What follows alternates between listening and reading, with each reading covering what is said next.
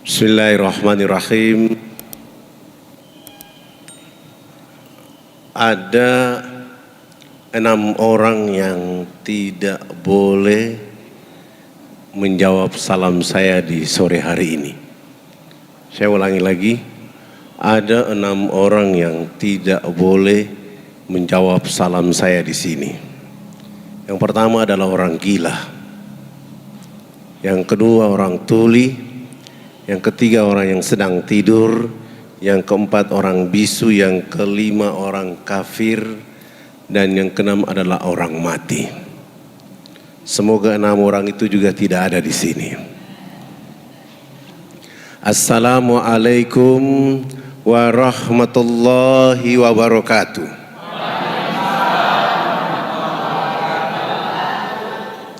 Innal hamdalillah nahmaduhu wa nasta'inuhu wa nastaghfiruhu wa na'udzu billahi min sururi anfusina wa min sayyiati a'malina may yahdihillahu fala mudhillalah wa may yudlil fala hadiyalah. Asyhadu an la ilaha illallah wa asyhadu anna Muhammadan abduhu wa rasul. Allahumma salli wa sallim wa barik ala Muhammad wa ala alihi wa ashabihi ajmain. Puji syukur selalu memuji Allah, oleh karena tidak ada yang berjanji untuk bertemu, berkumpul, berjumpa, bersilaturahmi di tempat ini kecuali sudah menjadi rencana Allah Subhanahu wa Ta'ala.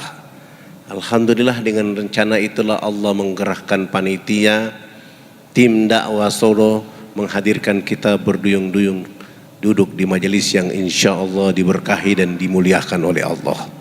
Semoga duduknya Bapak Ibu di majelis ini seperti sedang berada di dipan-dipan surga Allah Subhanahu wa Ta'ala.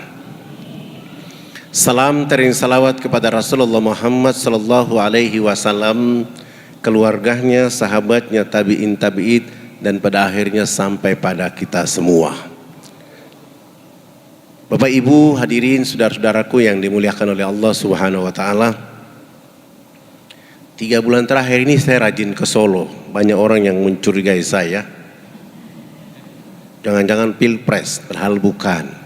Kesini bersilaturahmi supaya hubungan antara Irian dan Solo itu menjadi keluarga besar. Sebelum saya mulai, saya mau tanya Bapak Ibu di ruangan ini orang Indonesia semua? Sungguh? Saya bilang bukan.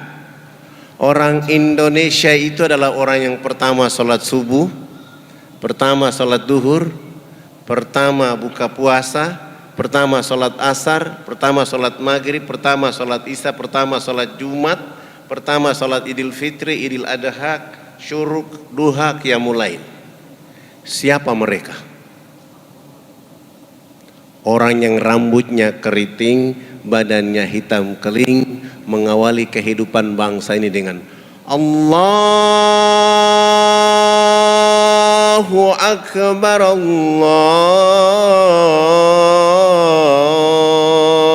Akbar. Indonesia Tengah masih tidur, Indonesia Barat masih tidur. Mereka yang menjaga republik ini dengan membesarkan nama Allah Subhanahu wa Ta'ala. Maka seandainya kalau tidak ada dakwah di sana, orang Indonesia Tengah, Indonesia Barat ditanya oleh Allah kelak di padang mahsyar. Oleh karena itu saudara-saudaraku, tidak ada ruang, tidak ada batas ruang, waktu, tempat, kecuali kita bersama-sama menjaga agama di republik yang kita cintai ini. Ustadz Fadlan ini dulu bukan ustadz, sebenarnya bukan ustadz. Karena background sekolah Fadlan SD, SMP, SMA, S1, S2, S3 semua berbaunya ekonomi. Tidak ada hubungan dengan agama. Tapi karena merasa kewajiban dakwah itu penting, maka mengambil alih. Dulu tahun 78 saya hijrah dari Fakfak ke Makassar. Waktu itu rambut saya kayak pohon beringin. Sudah hitam keling keribo pula. Melanjutkan studi di Fakultas Ekonomi di sebuah sekolah di Makassar.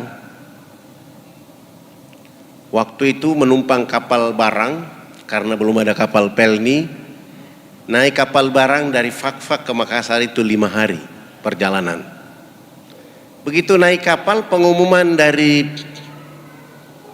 petugas kapal bahwa setiap orang yang menumpang kapal ini diperbolehkan mandi 1 kali saja. Alasannya penampungan air di kapal terbatas. Sudah hitam, keling, suruh mandi 1 kali, suasananya bagaimana kira-kira? 5 hari kemudian tiba di Makassar, turun dari kapal, ketemu orang Bugis Makassar. Fadlan menyapa mereka dengan Assalamualaikum warahmatullahi wabarakatuh. Tidak ada satupun yang membalas salam Fadlan. Bahkan sebagian orang di pelabuhan mengatakan, masa orang Islam rambutnya kayak begini? Dari pelabuhan menuju ke tempat kos, subuh menuju ke masjid, perjalanan dari tempat kos ke masjid, berjumpa dengan ketua DKM. Ketua DKM dia lihat kulit, rambut dalam posisi seperti itu, langsung dia tanya, "Hei, kamu dari mana?" Saya jawab, "Saya dari Irian Jaya."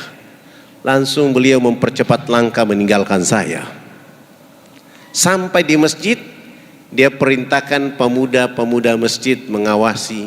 Dia bilang, awasi orang yang datang itu. Saya tidak tahu. Begitu datang saya menyapa dengan salam, mereka juga tidak balas. Saya menuju tempat wudhu, ada 5 pemuda yang berdiri mengawasi saya di saat wudhu.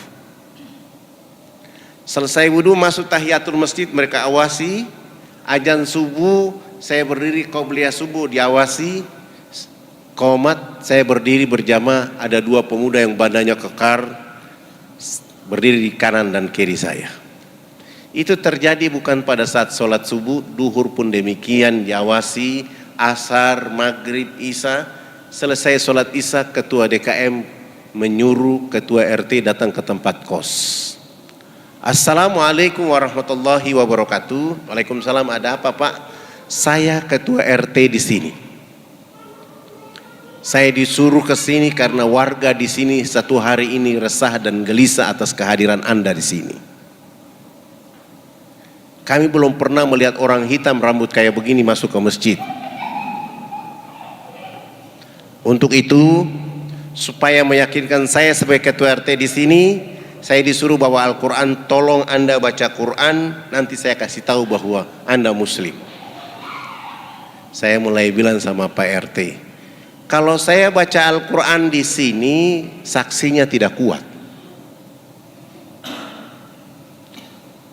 Untuk itu saya minta kepada Pak RT, sebelum saya baca Quran, saya minta tolong Pak RT baca Quran terlebih dahulu. Alhamdulillah, ternyata ketua RT saya tidak bisa baca Quran.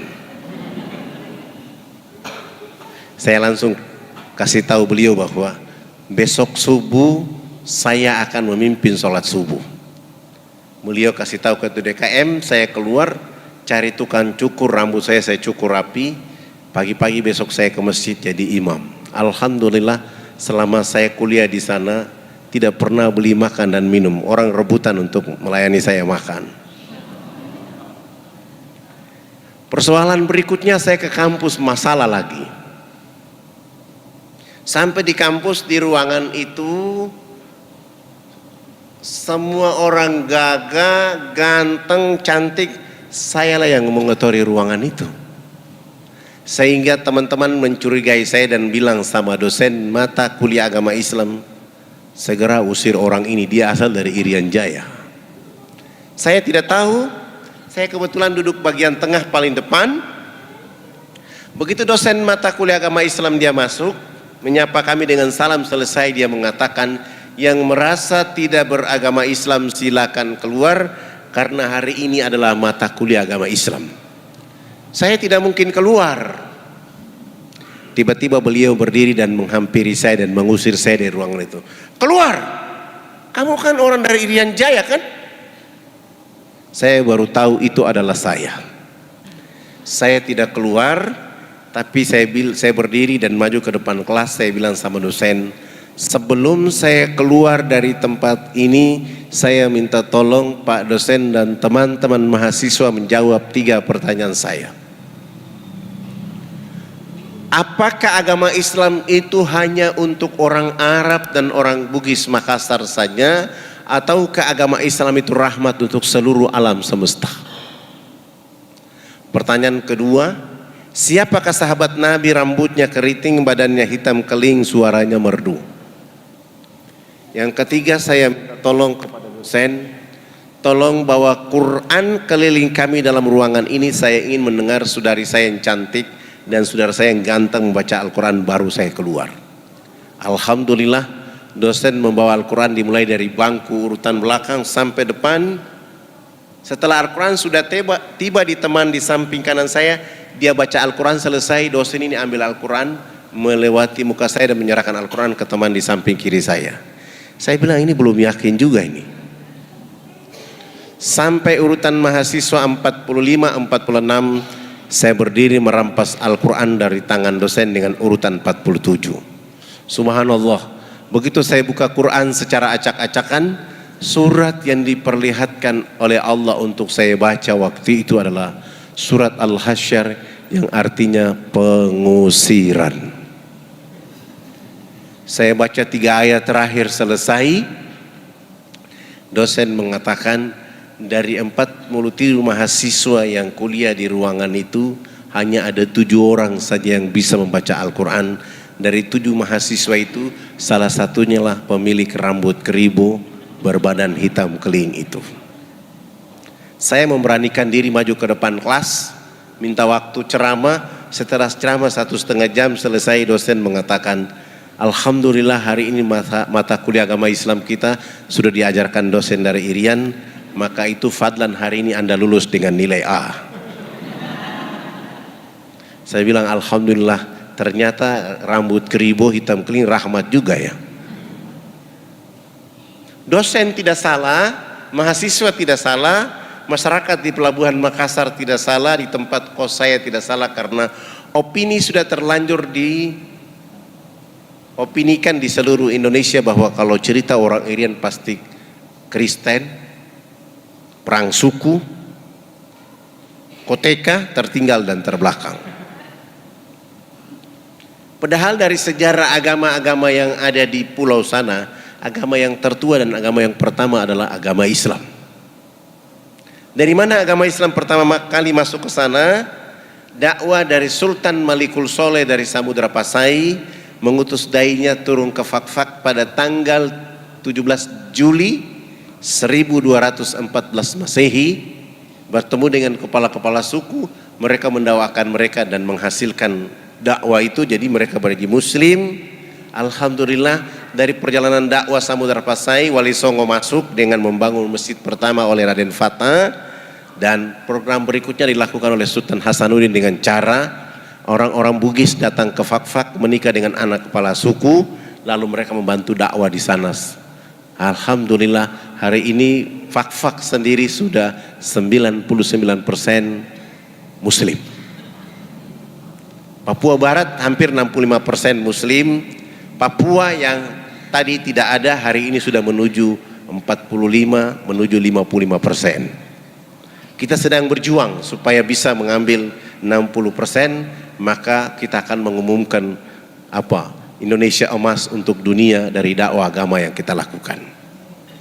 Alhamdulillah, selesai kuliah langsung pulang ke Irian, langsung jadi PNS, pegawai Nabi SAW.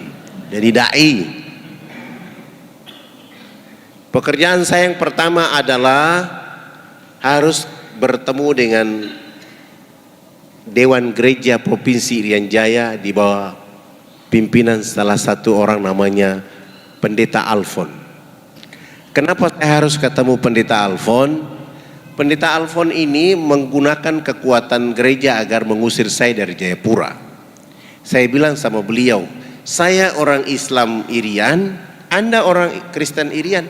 Kita sama-sama bicara negeri ini dengan pembangunan rohani. Beliau tidak mau. Bagaimana cara saya harus bertemu dengan beliau? Jalan satu-satunya saya harus datang ke rumah beliau. Selesai sholat subuh saya jalan kaki ke rumah beliau. Begitu saya jalan kaki kurang lebih 100 meter, saya lihat beliau sedang lari pagi di depan halaman rumahnya. saya tunduk percepat langkah. Ketika saya tunduk mempercepat langkah, beliau lihat saya dan lari masuk ke dalam rumah, pintu rumahnya dia tutup. Saya menghampiri pintu rumah itu dan saya ketuk dari luar. Selamat pagi. Yang keluar dari dalam adalah istri beliau. Pagi, ada apa? Ibu, saya mau ketemu dengan pendeta Alfon. Istrinya menjawab, mohon maaf, Bapak pendeta tidak ada di rumah. Dalam hati saya baru yang tadi lari masuk itu siapa? Saya pulang. Besok pagi hari kedua saya datang lagi. Selamat pagi. Anak pendeta yang keluar mengatakan, mohon maaf Bapak tidak ada di rumah. Saya pulang hari ketiga saya datang lagi, selamat pagi. Anak berikut dari pendeta keluar mengatakan tidak ada di rumah. Saya pulang hari keempat saya datang lagi, selamat pagi. Istri pendeta yang keluar masih saja mengatakan tidak ada di rumah. Saya pulang hari kelima saya datang lagi, selamat pagi. Istri pendeta lagi yang keluar masih saja mengatakan tidak ada di rumah. Sampai 1 bulan penuh tiap pagi saya mengetuk pintu rumah itu, tidak ketemu pendeta Alfon kecuali mendapatkan jawaban dari istri dan anaknya, beliau tidak ada di rumah. Bulan kedua hari pertama tetap saja saya datang ke rumah itu. Selamat pagi. Istrinya yang keluar mengatakan tidak ada di rumah. Saya pulang hari kedua, bulan kedua saya datang lagi, selamat pagi. Anaknya keluar mengatakan tidak ada di rumah. Saya pulang hari ketiga, bulan kedua saya datang lagi, selamat pagi. Anaknya keluar mengatakan tidak ada di rumah.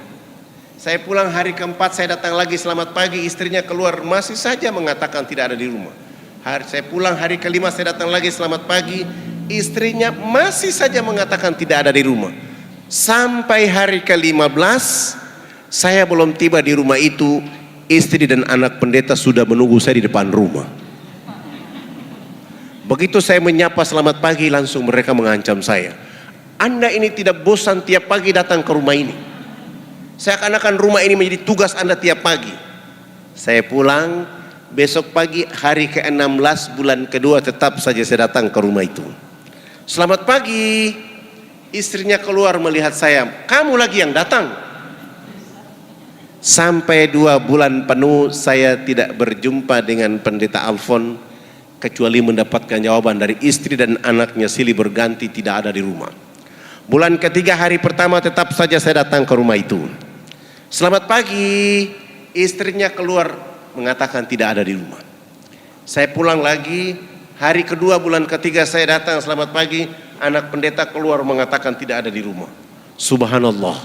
Begitu di hari ketiga bulan ketiga saya datang, saya menyapa selamat pagi. Anak tertuanya langsung mengatakan, pagi Pak Fadlan, mohon maaf Bapak tadi malam kecapean, kelelahan sehingga kami bawa ke rumah sakit. Saya langsung memuji Allah dalam hati saya, Alhamdulillahirabbil alamin. Saya tidak pulang, tapi saya melanjutkan perjalanan dari rumah pendeta ke rumah sakit untuk mencari tahu keadaan yang sebenarnya. Sampai di rumah sakit saya tanya di bagian informasi, mereka membenarkan beliau masuk rumah sakit. Dan saya tanya ada di kamar berapa, mereka memberitahu saya ada di kamar nomor 48. Saya tidak langsung ke kamar itu, saya keluar dulu. Ada orang jual buah-buahan di luar sana, saya beli dibungkus seperti parcel, lalu saya bawa parcel ini menuju kamar nomor 48. Setiba saya di pintu kamar itu saya ketuk dari luar. Selamat pagi. Istrinya langsung menjawab dari dalam kamar, pagi, silakan masuk. Rupanya dia tidak tahu kalau itu adalah saya. Begitu saya buka pintu pelan-pelan, saya angkat parcel, saya tutup wajah saya dan berjalan pelan-pelan. Saya lihat kaki istri pendeta lalu saya turunkan parcel. Selamat pagi Bunda. Dia tidak mungkin berbohong, saya sudah di dalam. Supaya dia tidak panik, saya mengatakan, saya dapat kabar bahwa abang jatuh sakit sehingga saya beli buah-buahan ini untuk beliau. Nanti kalau beliau bangun tidur sampaikan salam hormat bahwa tadi Fadlan dari sini. Begitu saya baru cerita dengan istrinya, Pendeta Alfon dari tempat tidur langsung menyapa saya. Selamat pagi Pak Fadlan. Saya tinggalkan istrinya, merapat ke tempat tidur, salaman dengan beliau, dan saya mengatakan, Abang Pendeta hari ini sungguh sangat luar biasa. Alhamdulillahirrabbilalamin. Saya dapat rahmat dari Allah karena saya sudah cari abang 2 bulan 3 hari. Sebenarnya abang tidak sakit, tapi abang mendidik istri, anak hari-hari berbohong. Dan saya tidak yakin bahwa abang tidak ada di rumah. Tapi saya datang berulang-ulang kali, saya ingin cari tahu di mana kejujuran abang. Tapi abang tetap berbohong. Itulah yang menjadi penyakit supaya saya ketemu di rumah sakit ini. Di sisi lain abang di gereja bicara cinta kasih, sementara istri dan anak diajarkan untuk berbohong. Kalau sembuh jangan mengulangi perbuatan buruk ini lagi. Pamit pulang. 5 hari kemudian beliau sembuh dan pulang ke rumah. Hari ke-6 saya menjadi tamu pertama di rumah mereka. Selamat pagi. Beliau bersama istri dan 7 anak membuka pintu dan mempersilahkan saya masuk ke dalam rumah mereka. Di saat itulah saya mulai dengan judul Indahnya Islam bagi Penduduk Alam Semesta. Dari jam 10 pagi itu sampai jam 12 siang saya pamit pulang. Pendeta Alfon mengantar saya sampai depan pintu pagar. Beliau mengatakan, Fadlan, usahakan besok datang lebih pagi lagi. Alhamdulillah, besok pagi saya datang dari jam 7.30 sampai duhur. Sholat duhur selesai, saya melanjutkan pekerjaan itu sampai asar. Pekerjaan seperti ini saya lakukan 5 hari berturut-turut. Subhanallah, menjelang waktu asar di hari ke-5, beliau bersama istri dan 7 anak menyatakan sikap hijrah, mengucapkan 2 kalimat syahadat. Begitu mereka mengucapkan 2 kalimat syahadat, saya langsung sujud syukur dan menangis kepada Allah. Dalam hati saya berteriak besar-besar di rumah itu dan saya mengatakan, seandainya saya angku dengan agama ini, begitu saya diusir saya tidak akan datang lagi ke rumah itu. Saya sombong dengan agama yang saya anut, begitu mereka mengatakan tidak ada di rumah, saya tidak akan pernah lagi injak pintu rumah itu. Tapi terima kasih ya Allah ya Rabb, Engkau telah menanamkan kesabaran kepadaku tentang perkara ini, dan hari ini hadiah terbaik dari Engkau kepada saya dengan perkara ini. Alhamdulillah, mereka mengucapkan 2 kalimat syahadat. Saya ada sedikit tabungan, sewa rumah yang lebih besar. Saya pindahkan keluarga itu dengan tujuan menuntun mereka bisa baca Quran dan menuntun mereka untuk bisa sholat 5 waktu. Alhamdulillah, hari Jumat saya ganti nama Alfon dengan nama Abu Sufyan. Hari Jumat beliau bersama anak laki-lakinya sudah mulai sholat Jumat di masjid. Asar sudah mulai sholat di masjid, Maghrib sudah di masjid, Isya, Subuh sudah ke masjid. Begitu hari Minggu pagi, orang masih menunggu dia di tempat lamanya dari jam 6 pagi sampai jam 11 siang. Tidak mungkinlah Abu Sufyan ke sana karena sudah sholat Jumat, sudah takbir. Konsekuensi dari dakwah itu akhirnya Fadlan dicari, ditangkap tanpa proses BAP, langsung dimasukkan nginap di penjara selama 3 bulan. Alhamdulillah. Setelah menikmati 3 bulan itu selesai keluar, saya bilang sama teman-teman, dakwah tidak boleh berhenti. Kami mulai bergeser dari Jayapura ke kampung itu kurang lebih 179 km. Begitu kami sampai di sana, turun dari kendaraan, saya menuju rumah kepala suku. Ternyata kepala suku berdiri di balik pintu rumah dengan tombak. Diangkat tombak itu jarak 7 meter kena di betis kaki kiri saya. Ketika saya menghindar, ternyata kena di betis kaki kiri saya dan saya terjatuh. Ketika saya terjatuh, Paradai ingin melakukan perlawanan dan saya mengatakan, kita kesini bukan berperang, kita kesini berdakwah. Dan tombak di betis kaki kiri ini adalah konsekuensinya dakwah. Jangankan Fadlan, nabimu Rasul Muhammad sallallahu alaihi wasallam datang ke Taif dilempar sampai tumitnya berdarah-darah. Apalagi artinya Fadlan. Tugas kalian bukan melawan mereka, tetapi mencabut tombak dari betis kaki kiri saya. Alhamdulillah, mereka cabut tombak dari betis kaki kiri saya. saya dilarikan ke rumah sakit, harus tidur di rumah sakit selama 3 bulan. Setelah sembuh sehat walafiat, saya coba lari pagi, kaki saya sudah kuat dan saya bilang, tidak ada alasan lain kecuali kita kembali ke kampung itu lagi. Teman-teman mengatakan, Ustadz sudah dipanah di sana, sudah ditombak di sana, untuk apa kita ke sana? Saya mengatakan, jangan kamu bangun kebencian dengan manusia. Tugas kita berdakwah. Akhirnya mereka ikut dan kami kembali ke kampung itu. Begitu kami tiba di kampung itu, saya turun lagi dari kendaraan menuju rumah kepala suku. Anak tertua kepala suku ada di halaman rumah dan saya tanya, abang, ada bapak kepala suku? Anaknya mengatakan, minta maaf, bapak ada di rumah tapi sudah 2 minggu ini sakit, terserang penyakit malaria. Kami tidak bisa bawa ke rumah sakit karena kami tidak punya mobil, kami tidak punya uang. Langsung saya jawab, kami datang ke sini untuk menjemput bapak kepala suku, abang dengan ibu, dibawa ke rumah sakit. Nanti kami yang biaya seluruhnya, kami yang bayar. Alhamdulillah kami bawa kepala suku ini ke sana. Kami rawat dia rumah sakit selama 2 minggu, sehat, sembuh sehat walafiat.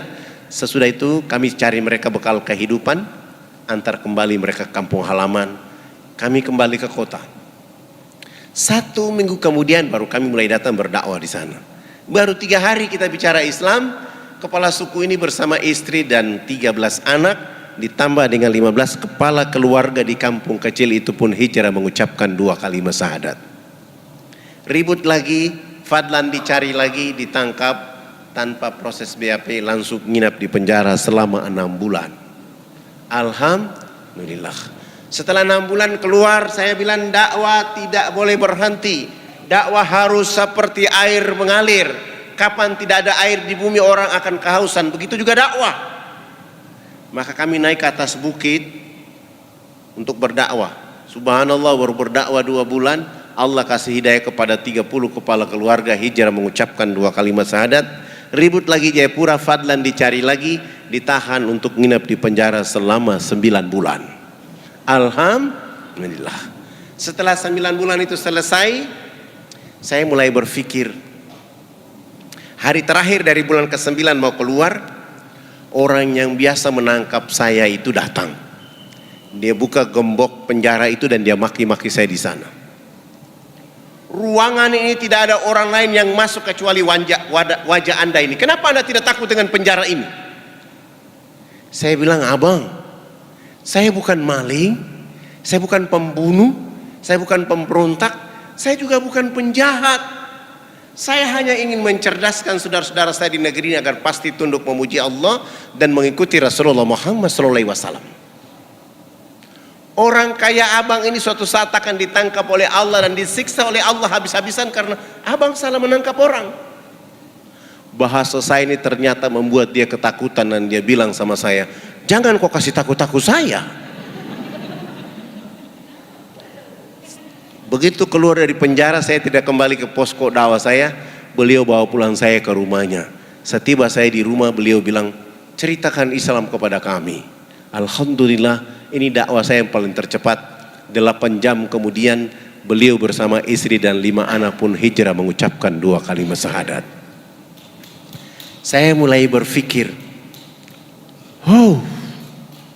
tidak ada pekerjaan yang paling bergengsi di dunia ini kecuali berdakwah. Siapa yang melakukan pekerjaan ini dengan asyik, Allah akan ganti dengan hidayah lebih cepat daripada angin. Tapi di saat dia dengan asyik itu, dia pasti difitnah, dicemooh, ditangkap, difitnah, dilempar, ditombak, bahkan dipenjara, mau dibunuh.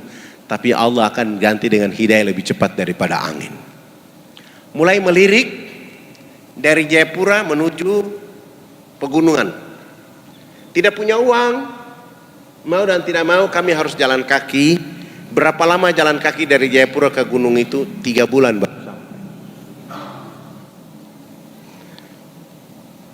Kami mencoba untuk jalan kaki. Baru jalan kaki 1 bulan di jalan, teman-teman saya itu betis kaki kiri kanannya sudah bengkak.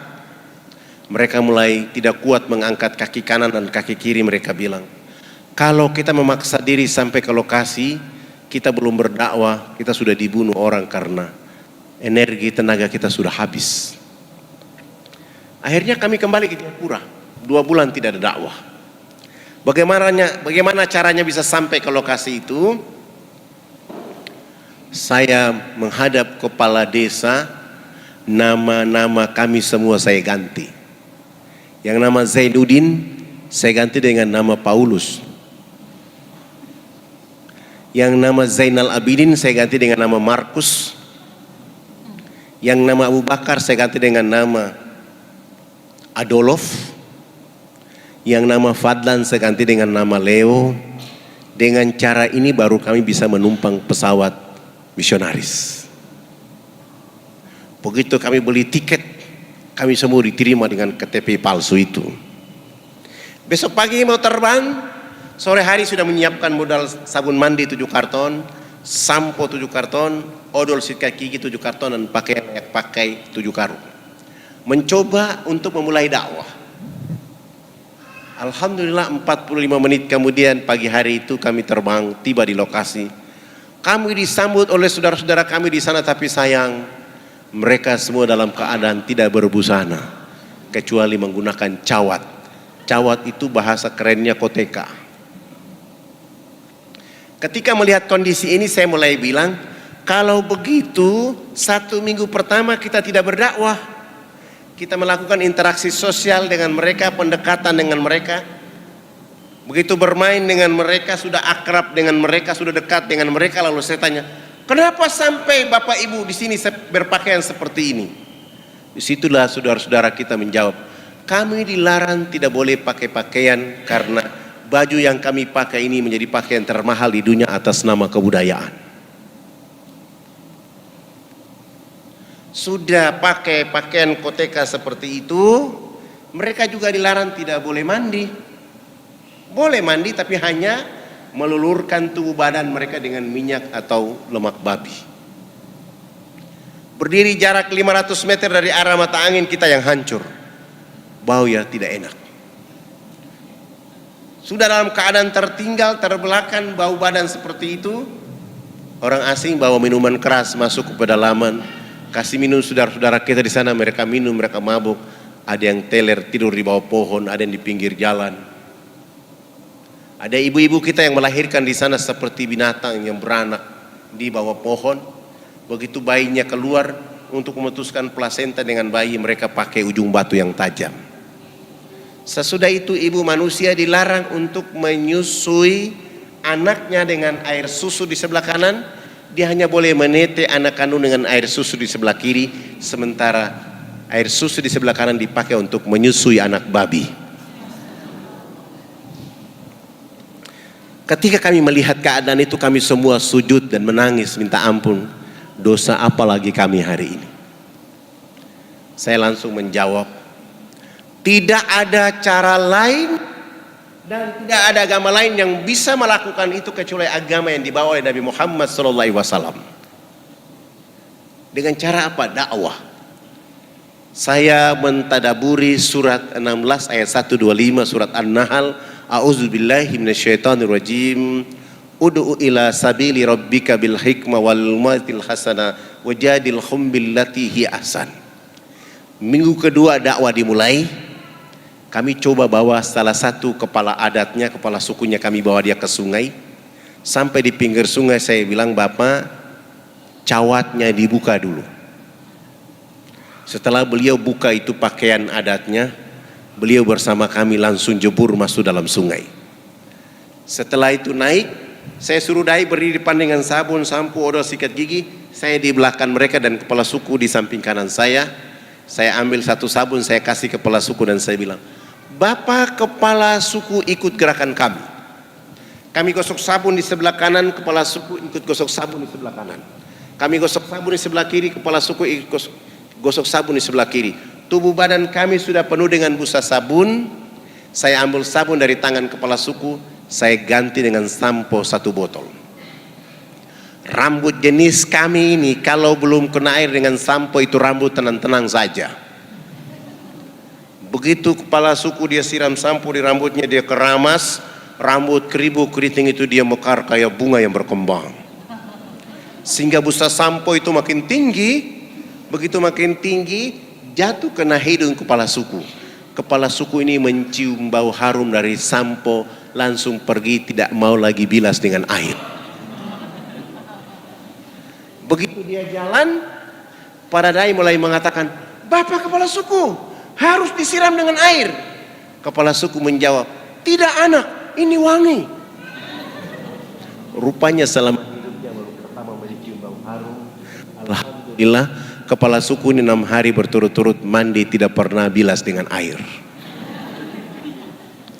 Di hari ke-6 bersama kami kembali jebur ke dalam sungai, naik sama-sama gosok sabun, sampo. Kami yang lain kembali ke jebur dalam sungai untuk bilas. Kepala suku ini naik pasang koteka dan berjalan. Kelihatan busa berjalan kayak kuntilanak. Kena matahari, busa sampo itu kering, busa sabun itu kering. Kepala suku langsung ke kebun bekerja seperti biasa seorang petani. Jam 2 siang dia pulang dari kebun. Perjalanan pulang dari kebun ke rumah, Allah turunkan rahmat berupa hujan. Kena di tubuh badannya, busa sampo dan sabun yang tadi kering muncul kembali. Beliau gosok-gosok sampai hilang itu busa sampo dan sabun. Allah ganti dengan kesegaran jasmani. Kepala suku ini tiba di rumah, tidur dari jam 3 sore sampai jam 9 pagi hari berikutnya. Pagi-pagi kami sampai ke rumahnya, beliau bangun tidur langsung beliau mengatakan, "Anak, mandi yang benar itu yang anak ajarkan. Bapak kemarin dimandikan oleh Sang Pencipta sehingga Bapak tidur menjadi enak. Selama ini Bapak belum pernah tidur enak seperti tadi malam." Oh, bagaimana kalau pagi ini Bapak ikut mandi? Dengan senang hati beliau ikut kami ke sungai, mandi, resmi bilas, naik. Beliau itu dari jam 10 pagi sampai jam 3 sore hari itu. Setelah dia bangun tidur, kampanye warga adat masyarakat beliau. Besok pagi yang berkumpul di lapangan dekat sungai sebanyak 3.712 orang. Laki, perempuan, tua, muda, besar, kecil, untuk belajar mandi menggunakan sabun mandi yang kami bawa.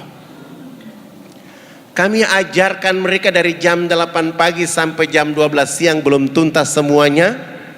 Saya skorsing pelajaran mandi karena kami mau sholat duhur. 1 minggu sebelumnya kami sudah buat panggung di tengah lapangan itu menjadi tempat sholat kami. Saya bilang sama kepala suku, yang sudah mandi jangan pulang, yang belum mandi juga jangan pulang. Nanti kami selesai sholat duhur, kami akan melanjutkan pelajaran mandi. Kami wudhu selesai, kami naik di atas panggung. Yang sudah mandi maupun yang belum mandi, mereka duduk di bawah panggung. Salah satu dai dia qomat dan saya takbir. Allahu Akbar. Teman-teman dai di belakang saya pun ikut takbir Allahu Akbar.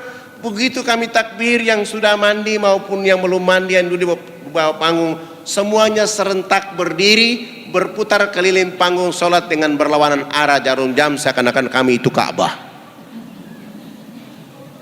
Mereka tawaf. Apa yang mereka lakukan? Ternyata berputar keliling panggung sholat dengan berlawanan arah jarum jam itu untuk memperhatikan gerakan-gerakan sholat duhur yang kami lakukan.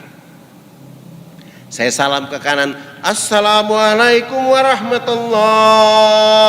Salam ke kiri, Assalamualaikum warahmatullah. Kepala suku besar itu langsung loncatnya di atas panggung sholat dan mengajukan beberapa pertanyaan.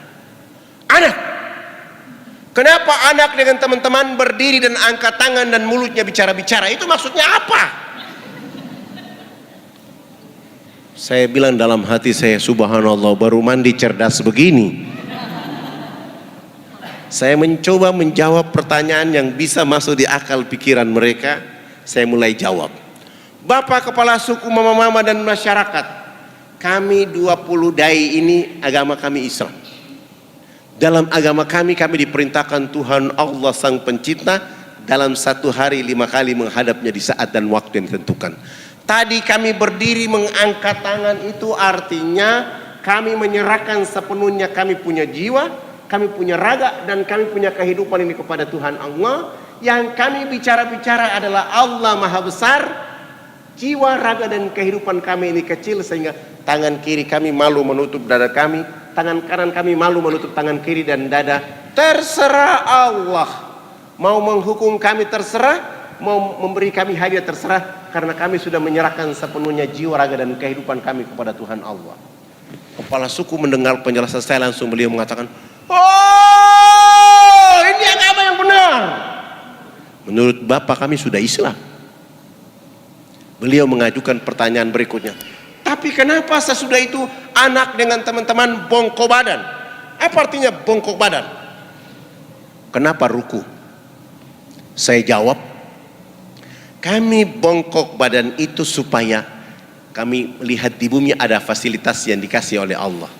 Pasir, tanah, batu, air, hewan, tumbuhan, semua itu pemberian Allah kepada manusia, dinikmati, dilindungi, karena masih ada manusia berikutnya.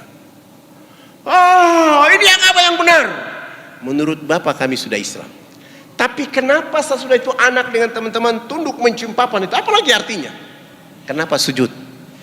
Saya jawab, kami tunduk mencium papan pertanda kami menangis atas dosa kejahatan yang kami lakukan di bumi, sehingga kami merendahkan kepala kami minta ampun. Kenapa kami lakukan itu? Sebentar kami mati nanti kami punya kulit, daging, tulang, darah akan dilebur kembali menjadi tanah. Sebelum dilebur kembali menjadi tanah, kami menyatukan telapak tangan, kepala, lutut dan kaki, tunduk menangis minta ampun kepada Dia Allah yang Maha Tinggi. Tapi kenapa sesudah itu anak dengan teman-teman lihat ke sebelah kanan mulutnya bicara-bicara, lihat ke sebelah kiri masih bicara-bicara? Salam dia bilang bicara-bicara. Saya jawab, kalau tadi kami mengangkat tangan dalam menyerahkan sepenuhnya jiwa raga kami bongkok badan untuk melihat apa yang diberikan oleh Allah. Sesudah itu minta ampun, selesai minta ampun kami lihat ke sebelah kanan. Kalau di tempat ini belum ada orang yang tahu mandi, tugas kami datang ke sini untuk mengajarkan orang bisa tahu mandi. Di tempat ini belum ada orang yang tahu berpakaian, tugas kami mencari pakaian dan menutup tubuh badannya. Ada yang lapar, tugas kami mencari makan. Ada yang sakit, tugas kami mencari obat. Sesudah itu melihat ke sebelah kiri, kalau di tempat ini belum ada mengenal Allah dan Rasulnya, kami hadir di sini memperkenalkan Allah dan Rasulnya kepada mereka. Begitu mendengar penjelasan saya, kepala suku besar itu langsung mengatakan, kalau begitu kamu semua ini turun duduk di bawah. Kami 20 dai turun bergabung dengan masyarakat di bawah. Kepala suku ini memanggil kepala-kepala suku lain naik di atas panggung. Bukan sholat, tapi mereka rapat membahas kehadiran kami di sana. Setelah rapat selesai, kepala sukunya menyampaikan pengumuman.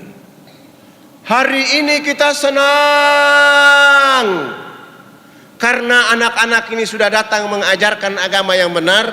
Dalam rapat adat kami sepakat bahwa kita semua masuk ke dalam agama anak-anak ini. Begitu mendengar kalimat itu kami 20 dai semua sujud syukur dan menangis kepada Allah. Malu karena tidak bawa apa-apa kecuali sabun, sampo, sikat gigi dan pakaian apa adanya untuk mereka. Menguatkan hati saya mulai membimbing mereka mengucapkan 2 kalimat syahadat. Setelah mereka mengucapkan 2 kalimat syahadat selesai, proyek berikut yang kami lakukan adalah mengganti nama-nama mereka. Yang nama Paulus kami ganti nama dengan Abdul Halim, Abdul Hakim, Zainal Abidin, Musa, Ibrahim, Abu Bakar, Abdul Rahim. Dan itu nama-nama yang paling cocok jika orang Irian masuk Islam. Sangat lucu kalau dia masuk Islam, badannya hitam, rambutnya keriting, dipanggil Suroso. Gak cocok. Atau dia masuk Islam rambutnya keriting, badannya hitam, ini dipanggil Kang Asep. Tidak cocok. Tapi Zainal Abidin, Abdul Muthalib, nama-nama itu yang cocok untuk mereka. Setelah mengganti nama mereka, proyek berikut yang kami lakukan untuk mereka adalah melaksanakan hitanan massal mulai dari umur 7 bulan sampai umur 63 tahun. Alhamdulillah kami dibantu oleh guru, sahabat, teman, kawan, orang tua kami, Kolonel Dr. Mulya Tarmizi dari Angkatan Laut, bawa tentara, polisi, kita bawa ke atas, menghitan saudara-saudara kita di sana. Begitu dalam proses hitanan, beliau bilang sama saya, harus kita kasih tahu Pak Harto, biar pembangunan di sini dipercepat. Saya bilang saya tidak ada akses ke Pak Harto, kalau Tuan Guru punya akses silakan. Langsung beliau bikin fax di fax.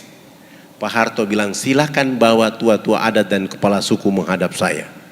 Subhanallah, kepala-kepala suku ini sudah pakai celana panjang, pakai kemeja, bahkan sudah pakai jas, tapi belum bisa pakai sepatu. Karena ukuran kakinya rata-rata nomor 47. Tidak ada jenis sepatu itu, terpaksa kami menggunakan sendal jepit kelebihan tumit. Terbang Makassar terus ke Jakarta, menginap di Menteng Wisma Haji Jakarta Pusat. Pagi-pagi bangun sholat subuh selesai, sarapan, mandi dan pakaian menuju istana. Begitu kami sampai di istana, Pak Harto mengatakan pertemuannya ditunda, bukan jam 10 pagi dan bukan di istana. Pak Harto minta supaya lebih baik, lebih akrab di rumahnya jam 5 sore. Akhirnya kami balik ke Wisma Haji, sholat duhur, makan siang, sholat duhur selesai, istirahat, bangun, mandi, sholat asar selesai, kami datang ke Jalan Cendana. Begitu kami datang, Pak Harto sudah berdiri depan pintu rumahnya menyambut tua-tua adat dan kepala-kepala suku. Bersalaman, berpelukan, dibawa masuk ke dalam ruang tamu, dikasih makan, dikasih minum. Pak Harto juga sudah menyediakan bingkisan, oleh-oleh, ditambah dengan uang saku dan tiket. Sebelum menyerahkan bantuan dan uang saku ini, oleh-oleh kenang-kenangan ini, Pak Harto minta supaya salah satu dari kepala suku bicara konferensi pers. Lalu kepala suku besarnya yang bicara, Bapak tidak pantas jadi presiden. Presiden macam apa hanya bangun Makassar, karena dia baru lihat Makassar. Presiden macam apa baru hanya bangun Jakarta, karena dia baru lihat Jakarta. Pemilu nanti saya akan bicara supaya Haji Muhammad Soeharto jangan lagi dipilih jadi presiden. Pak Harto ini bicara, kepala suku ini bicara pakai bahasa daerah, Pak Harto juga tidak tahu. Tapi raut wajah Pak Harto tidak ada prasangka buruk, senyum bahagia, dan Pak Harto minta tolong diterjemahkan. Tidak mungkinlah saya menerjemahkan seperti itu. Itu tidak mungkin. Tapi saya mengambil makna dari apa yang dimau oleh kepala suku, lalu saya bilang sama Pak Harto, Bapak Presiden yang terhormat, hari ini kepala-kepala suku sungguh bahagia bisa bertemu dengan Bapak Presiden. Dan kepala suku besar tadi mengatakan Haji Muhammad Soeharto layak jadi Bapak Pembangunan Nasional. Dengan cara inilah Pak Harto langsung menelpon Menteri Agama, kepala-kepala suku tidak berangkatkan haji pada tahun itu juga, dan Pak Harto minta kepada Menteri Agama setiap tahun orang-orang kepala suku ini yang masuk Islam melalui jalur AFKN, melalui jalur saya, mereka minimal 50 sampai 75 orang harus berangkat haji. Pak Harto juga menelpon Menteri Sosial. Kami dibantu 917 unit rumah layak huni dengan program ABRI masuk desa. Dan Pak Harto juga menyumbang 1000 karung pakaian, 600 karton sabun, 600 karton sampo, 600 karton odol sikat gigi. Dan Pak Harto juga menyumbang 28 masjid. Dan dakwah dari Jakarta ke kampung sana tidak boleh menggunakan kapal laut, tapi menggunakan kapal pesawat Hercules dari Halim Perdana Kusumo. Dibawa ke sana, anak-anak yang sudah syahadat dibawa keluar sekolah di Muhammadiyah Yogyakarta, Muhammadiyah Solo, Muhammadiyah Malang, Muhammadiyah Jakarta. Alhamdulillah Pak Harto sudah tidak ada, tetapi bukti dakwah dan menjaga NKRI-nya terbangun dari bawah ke atas, sehingga orang-orang di sana mulai merasakan bagaimana nilai setelah Pak Harto sudah tidak ada di bumi hari ini. Ini mungkin dari awal cerita. Ada yang mau bertanya, saya persilahkan. Atau ada pemuda-pemuda di sini yang belum menikah, angkat tangan. Ini sudah menikah semua. Antum sudah menikah? Angkat tangan lah. Yang belum menikah. Yang belum menikah ini saya sarankan, janganlah antum menikah wanita Solo, rugi.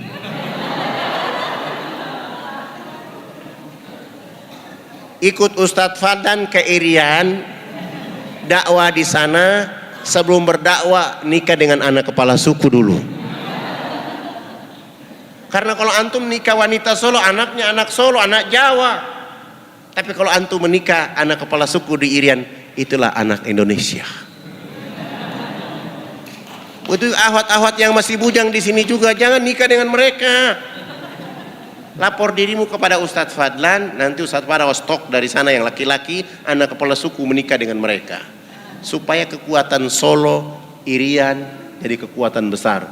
Sehingga keturunanmu yang akan mengatakan kepada Indonesia Tengah, Indonesia Barat bahwa wahai nenek, mas, kakek yang ada di Indonesia Tengah, Indonesia Barat, kami yang menjaga republik ini dari timur Indonesia.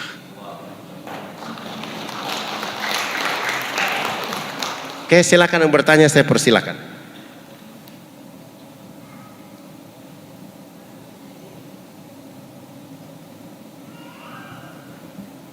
Assalamualaikum Ustadz Fadlan. Saya mau bertanya. Namanya siapa dulu? Nama saya gimana? Iya, saya Solo asli. Kebetulan saya jendus. Saya mau bertanya. Tadi Ustadz Fadlan kan bilang bahwa dakwah itu nggak ada ruang dan waktu. Terus kita kan semua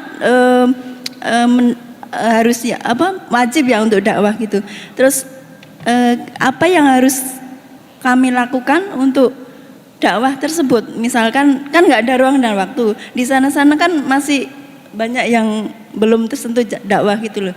Itu terus apa yang harus kita lakukan gitu loh, Tat? Biar nanti kita nggak dituntut Allah, gimana kamu kok nggak dakwah gitu. Makasih. Yang pertama yang harus dipahami oleh kita bahwa warisan terbaik dari Nabi Shallallahu Alaihi Wasallam adalah dakwah. Kalau dakwah tidak maksimal, maka kita tidak bisa menemukan titik kemenangan. Dakwah tidak maksimal, maka kita tidak akan menemukan titik kebangkitan. Indonesia ini sudah punya modal mayoritas muslim di dunia. Indonesia sudah punya modal masjid terbanyak di dunia, itu Indonesia. Indonesia juga sudah punya modal majelis taklim terbanyak di dunia, itu juga di Indonesia. Indonesia juga sudah punya modal pesantren terbanyak di dunia, itu Indonesia. Tapi kenapa tidak bangkit? Karena dakwah belum maksimal. Dakwah belum merata. Kenapa belum maksimal, belum merata? Karena sebagian di antara kita berpikir bahwa dakwah itu urusan mereka yang datang dari pesantren, mereka yang SAG, sarjana alam gaib, yang datang dari Timur Tengah, mereka yang sudah punya hafalan. Sehingga ketika mau bertindak terhadap dakwah itu ketakutan. Padahal Nabi Shallallahu Alaihi Wasallam dengan hadis yang sangat pendek sampaikan walaupun satu ayat. Makna sampaikan walaupun satu ayat itu artinya semua orang bertanggung jawab menyampaikan pesan dakwah ini kepada siapa saja. Dan dakwah itu kepada dua kelompok. Pertama, yang paling utama kepada orang kafir. Jadi agama Islam ini hadir utama untuk mendakwakan orang kafir. Itu perlu harus difahami oleh kita. Yang kedua, kepada orang yang sudah beragama Islam untuk menjaga akidah dan agamanya. Kenapa berdakwah kepada orang kafir? Supaya jangan mereka dipanggil dengan kata kafir. Jangan. Karena kata kafir itu Allah mencantumkan dalam Al-Quran sebagai bahasa yang paling menyenangkan, supaya karena mereka belum mendapat hidayah dan rahmat dari Allah. Maka tugas kita mendakwakan mereka supaya mereka dipanggil dengan sebutan orang-orang beriman, masuk Islam. Nah, bagaimana caranya? Yang pertama, niat dulu, perhatikan niat dulu. Ada orang berpikir begini, dakwah itu harus dengan uang. Saya bilang tidak. Kalau kapan kita berdakwah dengan uang, kekecewaan yang kita hadapi. Kalau kita ingin dakwah dengan modal, maka ujungnya adalah penyesalan dan tidak akan melakukan lagi. Bukan. Lihat mimpi besar Nabi SAW yang digambarkan oleh Allah dalam surat At-Taubah ayat 128. Anitum harithum alaikum. Menginginkan seluruh penduduk bumi ini bahagia, selamat bersama Allah Subhanahu wa ta'ala. Tugas kita itu.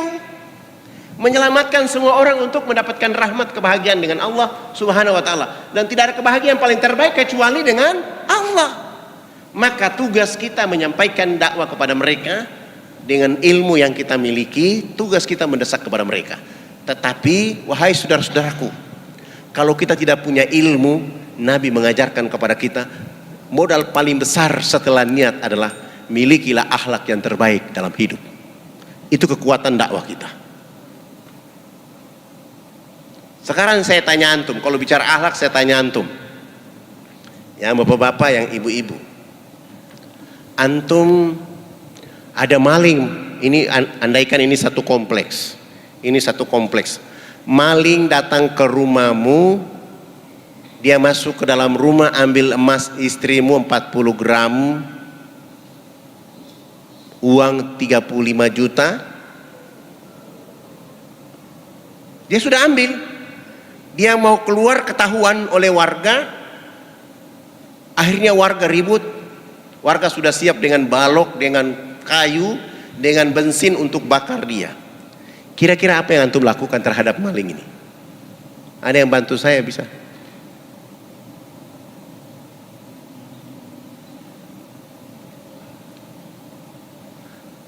Survei membuktikan rata-rata orang yang berwudu, takbir, ruku, sujud salam tidak melahirkan akhlak kepada sang maling ini.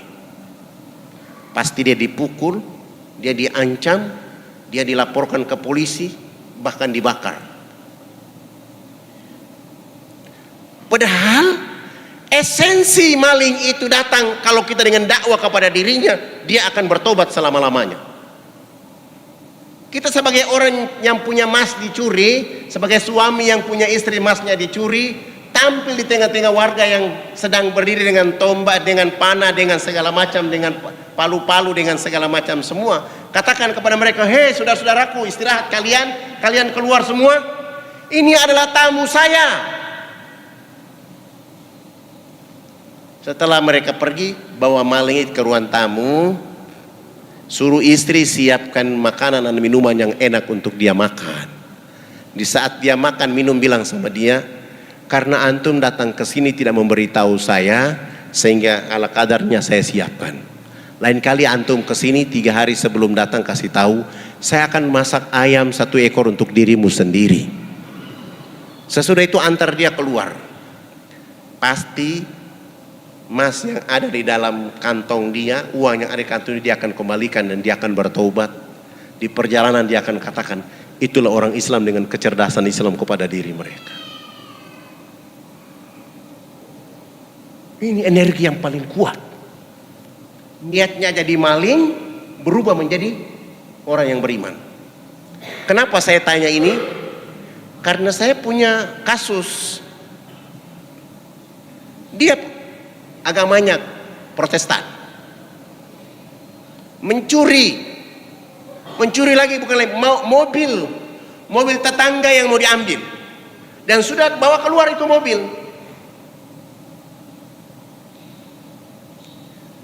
Ketika warga sudah siap, dia sudah bawa mobil keluar dan mobil diparkir di depan pintu rumah saya. Ketika dia mau dihajar, saya keluar dari dalam rumah dan saya bilang, kalian pulang semua. Ini tamu saya, cuma dia salah jalan, dia kira ini mobil saya, maka dibawa keluar. Saya tarik dia masuk ke dalam rumah. Saya bilang silakan bawa mobil ini pulang. Mobilnya tidak lecet juga, tidak apa-apa. Saya bawa masuk dalam rumah, saya bilang kamu tunggu di sini, kita kasih minum dia, kasih makan dia. Azan subuh. Ketika azan subuh saya bilang, saya mau ke masjid sholat. Di rumah ini tidak ada laki-laki, Anda ikut saya ke masjid. Dia bilang, agama saya Kristen. Wah, apa yang terjadi? Dia bilang, agamamu Kristen, saya mau ke masjid, Anda tinggal di sini. Dia berpikir, dia bilang, kalau begitu saya ikut ke masjid, dan hari ini saya mau mengucapkan 2 kalimat syahadat. Hari ini maling ini jadi salah satu ustadz keren di Indonesia. Saya tidak perlu menyebut namanya. Jadi dakwah kita dengan cara yang begitu. Kenapa? Akhlak. Memang susah menurut pandangan kita, ini tidak bisa, saya tidak bisa. Apalagi darah orang Maluku Irian. Orang kawasan timur itu tinggi temperatur. Ada yang lain? Silakan.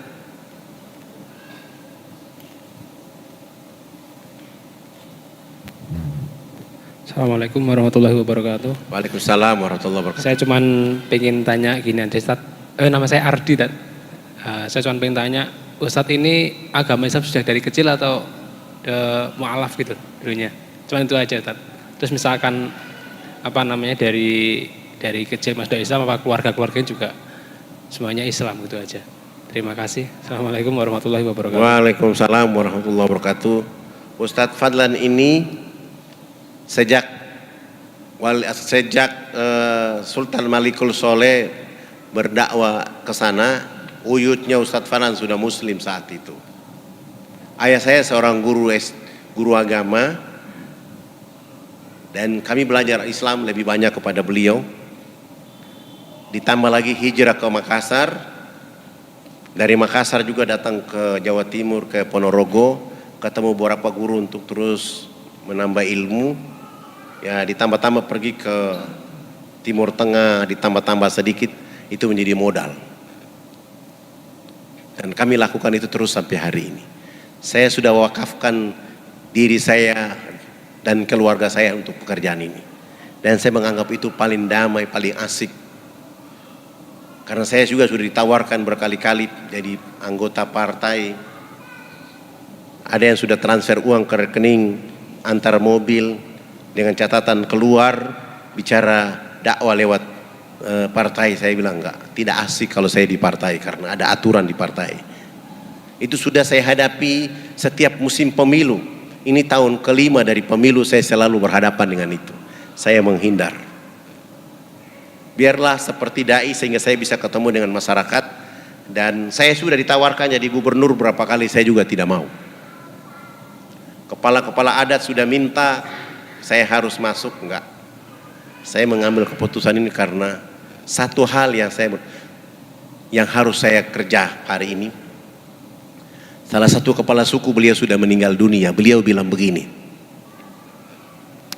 Indonesia itu makmur, sejahtera, Palestina itu merdeka, cuma satu hal yang dilakukan oleh orang di Indonesia: perbanyak rusa di Irian. Ini kepala suku bicaranya, analoginya tinggi. Kalau mau Indonesia merdeka, Indonesia adil makmur, kalau mau Indonesia adil makmur, Palestina itu merdeka, perbanyak rusa di Irian. Maksudnya perbanyak Islam di Irian. Kalau orang Irian sudah Islam semua, titik kesejahteraan itu akan didapatkan di Indonesia. Dan semangat Palestina merdeka itu akan dimiliki oleh Palestina. Karena saudara yang tadi keriting Muslim itu kadang jadi wacana dalam Republik Indonesia dan Palestina untuk berdiri bahwa kami adalah pembela agama Allah Subhanahu wa Ta'ala. Dan saya sungguh yakin itu. Nanti mungkin lain kali saya minta panitia, kalau saya bicara pakai slide supaya akan saya tunjukkan kenapa kepala suku ini bicara begitu. Saya lihat dalam surat 67 ayat 34, Allah bilang, lihat alam semesta ini, lihat sekali, dua kali, tiga kali, kau tidak ketemu apa-apa kecuali sesuatu yang hampa. Sebuah rahasia Allah di balik itu. Dalam bahasa tadabbur bahwa di balik hikmah ayat-ayat Allah itu rahasia, energi hidup untuk menjaga dakwah dan agama ini di Indonesia yang terbaik. Ada yang lain? Silakan.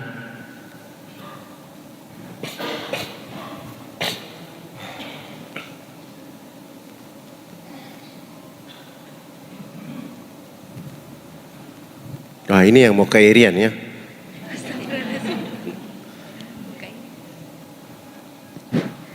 Ustadz mau nanya.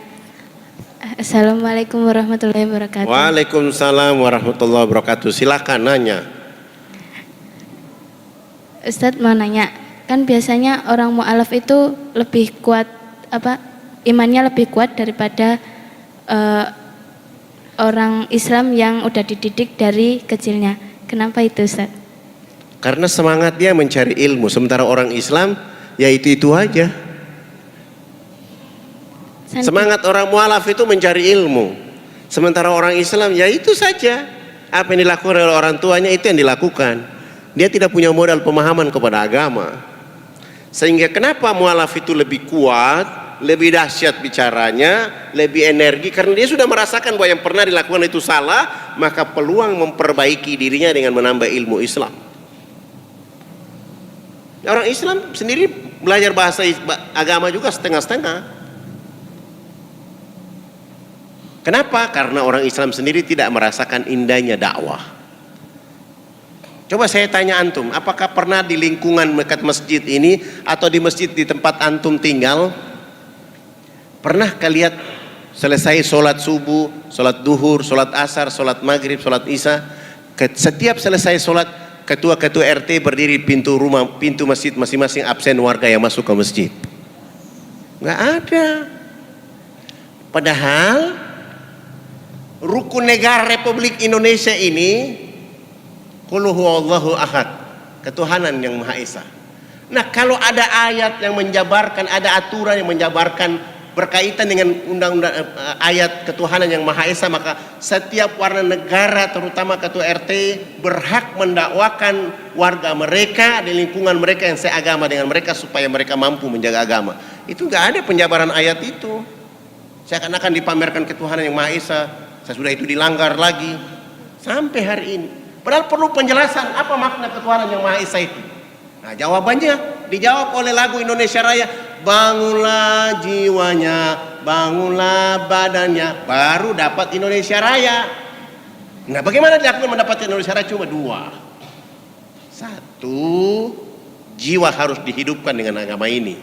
Yang ketiga, badannya harus dirawat dengan kesehatan yang baik, makanan yang halal, thayyib, mubarakah. Baru kita bisa menemukan Indonesia Raya. Bukan jalan tol. Bukan. Kalau bangun jalan tol, kasihan saudaraku yang ada di gunung sana tidak bisa naik jalan tol. Maka bagaimana kita bisa menemukan Indonesia Raya? Apakah orang di kota yang menemukan itu? Tidak. Indonesia Raya harus dimiliki oleh seluruh anak Indonesia dari kampung sampai ke kota, kota kembali ke kampung. Bagaimana caranya? Jiwa mereka hidup. Nah, jiwa yang hidup itu artinya dakwah harus dilakukan dengan baik. Masih SMA atau sudah kuliah? SMA. Gunakan kekuatan dakwah di SMA supaya teman-teman itu dapat mengerti agama ini dengan baik. Kalau belum, belajar kepada guru-guru yang ada di Solo, dan gudang ilmu itu ada di Solo. Datang ke tuan guru besar Ustadz Muin, minta ilmu ke sana, lalu pergi berdakwah di SMA. Dakwah gurunya juga.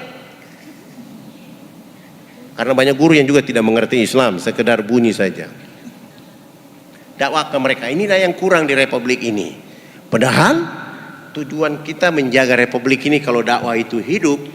Saya punya pemahaman begini, kalau dakwah ini sudah hidup dengan energi Islam yang kuat, kita akan melihat kemakmuran yang datang dari seluruh arah dari Allah. Dan orang-orang Jawa, orang Irian, orang Sulawesi, mereka bertemu itu bukan karena kecantikan, ganteng, gagah, bukan. Tapi mereka bertemu karena Allah Subhanahu wa ta'ala. Kita ingin lihat suasana bagaimana Bilal bin Rabah bisa menikah dengan wanita yang cantik sekali. Itu terjadi di Indonesia Raya. Bagaimana orang Irian bisa menikah dengan wanita soleha dari Solo, dan bagaimana laki-laki Solo bisa menikah dengan wanita bidadari yang datang dari Irian. Anaknya akan tampil baik, walaupun nanti malam pertama suaminya ketakutan, itu urusan kedua.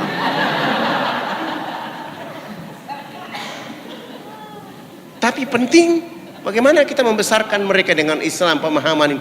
Ini persoalan hati, ini harus dihidupkan supaya mereka mengerti bahwa Islam itu seperti begini, bukan begitu seperti yang diceritakan oleh orang lain.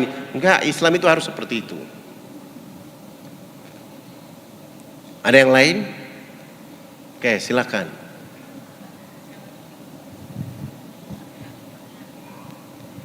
Assalamualaikum warahmatullahi wabarakatuh. Waalaikumsalam warahmatullahi wabarakatuh. Perkenalkan, nama saya Silviana.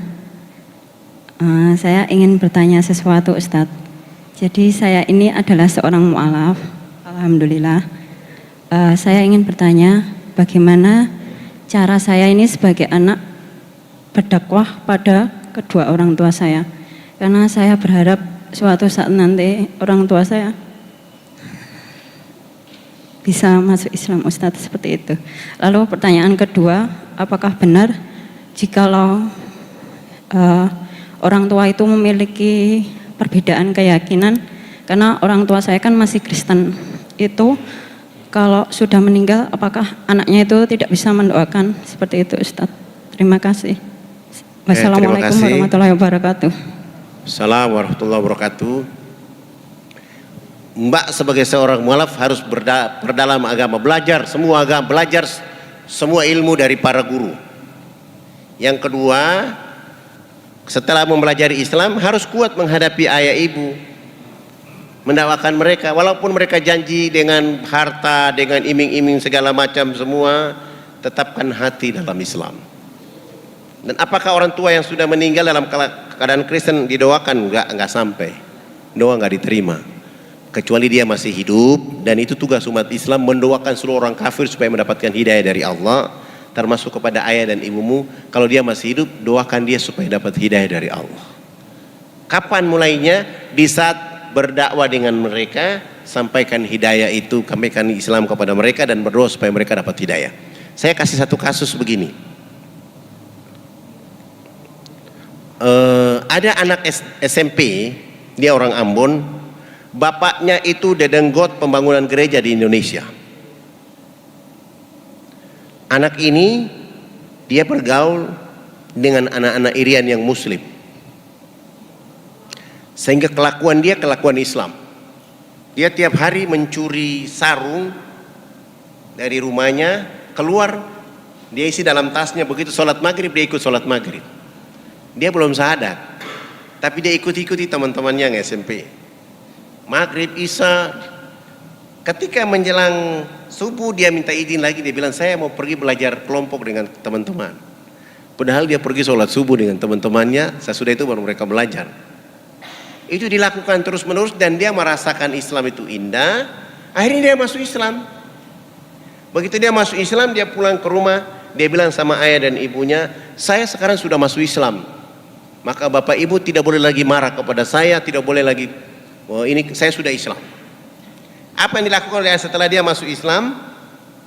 Dia pergi belajar ilmu bekam.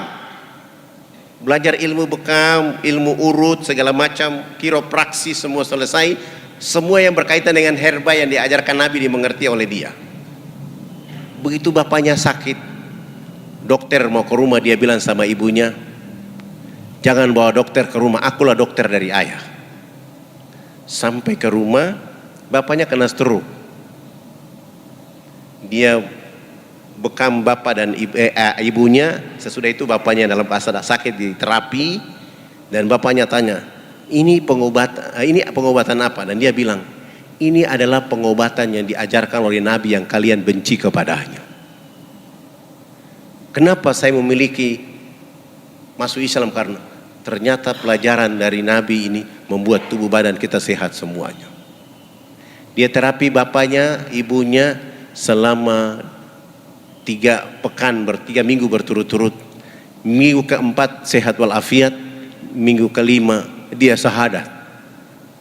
Karena terapi anak yang SMP, dari SMP dia rubah ayah ibunya menjadi Muslim. Bapak ibunya menyesal menjadi orang yang membangun gereja di seluruh Indonesia. Itu peranan dakwah. Maka jangan malu kepada orang tua, dia adalah orang tua kita. Apapun agamanya, bersikap dengan akhlak yang baik kepada mereka, sekaligus menyampaikan pesan ayat kepada mereka. Walaupun nanti dia ngotot, pasti dia akan ngotot. Anak kemarin baru masuk Islam sudah datang. Bahkan mereka akan menyatakan bahwa ini baca Quran makanya kamu sesat, segala macam semua. Keadaannya mereka begitu. Tapi ini dengan cara itu akhirnya orang tuanya syahadat. Sesudah itu orang tuanya menambil adiknya lagi, kakaknya lagi, sampai mereka semua satu keluarga menjadi Muslim. Ada yang lain? Oke, yang di belakang ini. Sebelum ini saya ya di belakang sekali.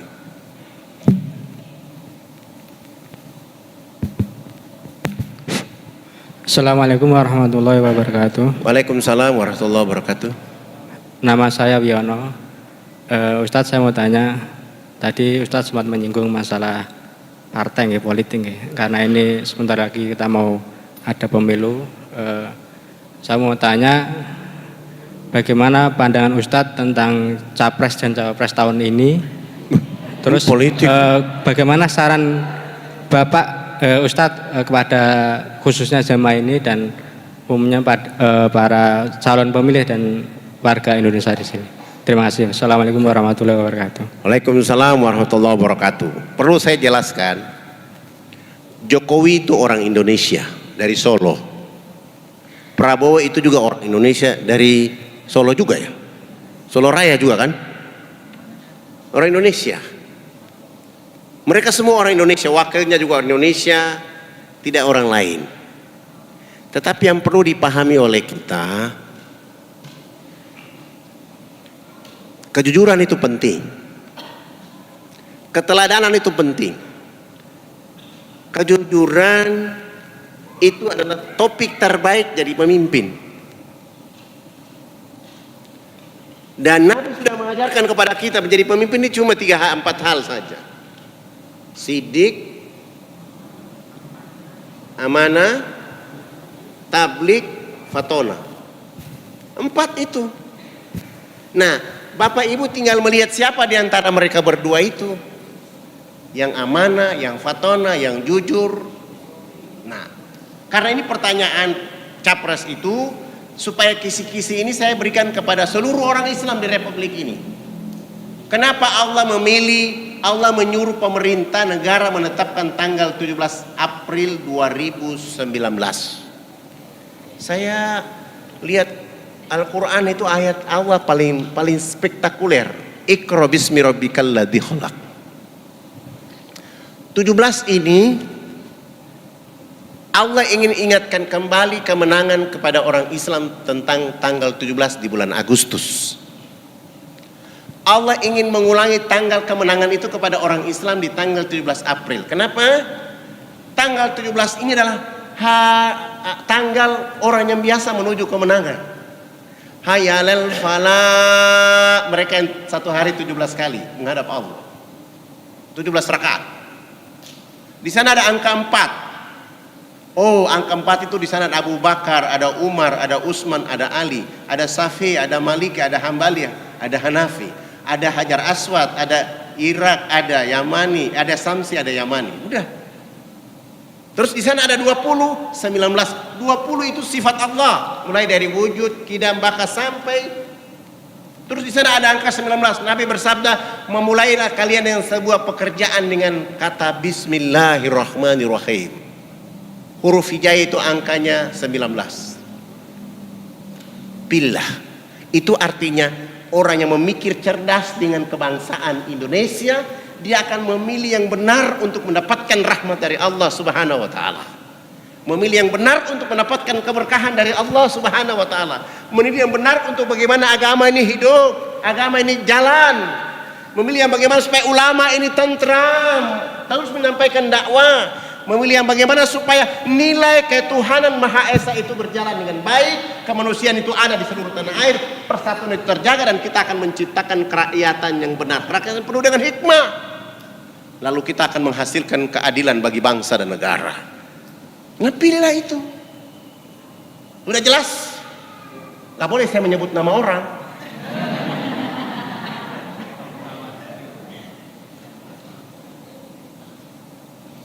Tinggal Bapak yang punya pikiran. Kalau Bapak tidak berpikir cerdas, berarti Bapak kelompok khatama Allahu ala qulubihim. Harus cerdas itu. Maka wanita yang pakai jilbab harus pilih yang cerdas supaya jilbabnya cahaya. Laki-laki yang pakai baju koko harus memilih yang cerdas supaya menghasilkan yang keberkahan. Dan Allah ingin ulangi kemenangan itu kepada orang Indonesia supaya mereka memikirkan manusia Indonesia menuju ketaatan yang benar dengan analisa permasalahan yang sudah Allah kasih kita kepada lalu. Dari tahun 2014, permasalahan apa yang terjadi kepada agama? Permasalahan apa yang terjadi dengan umat? permasalahan apa yang terjadi dengan bangsa, permasalahan apa yang terjadi, itu menjadi analisa untuk menentukan tanggal 17 itu. Maka saya menyebut hayya 'alal falah, 17 adalah hari kemenangan. Gitu. Siapa yang memberi kemenangan itu? Allah sudah sengaja memberi isyarat kemenangan, tinggal umat Islam yang mau mengambil kemenangan ini atau tidak. Maka siapa yang ketika dia tidak tahu rahasia kemenangan ini, dia ingin mempersulit kemenangan ini, Allah akan persulit dia untuk mendapatkan kemenangan itu. Yuriduna liyutfi'u nurallahi bi afwahihim wallahu mutimmu nurihi walau karihal kafir. Surat 9 ayat 32 dan surat 61 ayat 8. Orang berusaha untuk memadamkan cahaya agama Allah dengan mulut mereka. Facebook, mulut mereka ini ditafsirkan, ditadabur Facebook, apalagi internet, Instagram, WhatsApp, hoak, pangkat, televisi, partai, kekuasaan. Wallahu mutimmu nurihi walau karihal kafirun. Allah tidak menghendaki itu. Bahkan Allah tetap menyempurnakan cahaya ini walaupun orang kafir tidak menyukainya. Tapi bagaimana dengan orang Islam? Kalau ini menjadi ibadah menyelamatkan semua orang, jadikan tanggal 17 itu menjadi tanggal mengabdi kepada Allah. Saya ingin negara ini aman, saya pilih orang atas nama ini, nomor sekian, demi Allah dengan nama engkau saya masuk ke kotak ini, bismillahirrahmanirrahim. Bila perlu berbuat janji dengan orang-orang yang di TPS, siapa yang mencurangi suara saya, siapa yang menghilangkan suara saya, siapa yang mengotori suara saya, dia akan dilaknat oleh Allah, karena tugas saya memilih untuk menyelamatkan seluruh masyarakat Indonesia untuk tenang beribadah dan beriman kepada Allah. Dan ini hak saya menjadi warga negara, lakukan itu. Maka dengan rahasia tadi, Bapak Ibu silahkan memilih. Ya, kalau saya menentukan nanti ada Bawaslu di sini kita tidak tahu. Iya, karena saya pernah ada kasus, saya ceramah di Kuningan. Saya bilang sama jamaah yang hadir kurang lebih 2.000 orang. Saya bilang begini, kaki itu ayam, kaki ayam, berapa kaki ayam? Saya bikin begini. Ternyata MC-nya Bawaslu. MC-nya detak saya, dia bilang, Pak Ustadz, saya ketua Bawaslu di sini. Oh, saya cuma bilang ayam itu kakinya berapa?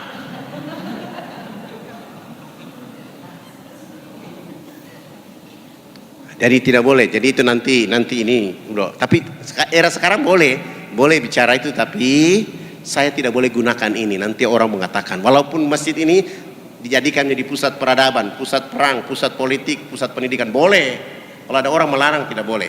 Tapi kita sebagai orang Islam yang beretika tidak boleh. Karena tadi saya bilang mereka dua ini orang Indonesia. Tinggal kita yang dengan kecerdasan bagaimana memilih yang cerdas itu. Apalagi milenia ini, pilihlah yang cerdas. Antum akan makin cerdas. Ya, jangan tanya politik lagi, nggak enak.